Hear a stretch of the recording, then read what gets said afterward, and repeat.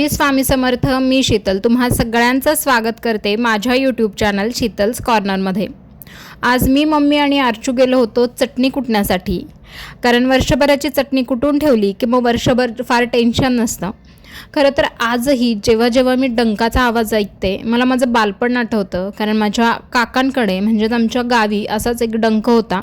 आणि जेव्हा आम्ही उन्हाळ्याच्या सुट्ट्यांमध्ये जायचो, उन्हाळा हा जनरली सीझन असतो चटण्यांचा, त्यामुळे भरपूर साऱ्या चटण्या करायला आलेल्या असायच्या आणि सकाळपासून रात्रीपर्यंत डंक कंटिन्युअस चालू असायचा.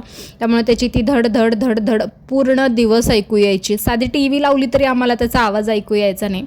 पण सगळ्या भावंडांनी एकत्र येऊन केलेली मजा मस्ती आणि ते दिवस खरंच खूप सुंदर होते. आणि जेव्हा मी डंकाचा आवाज ऐकते मला ते सगळं आठवतं. तर आम्ही तर अशी वर्षाची चटणी करून ठेवतो. तुम्ही पण अशीच वर्षाची उन्हाळी कामं करून ठेवता का? करत असेल तर कमेंटमध्ये नक्की सांगा. Thanks for watching and stay tuned.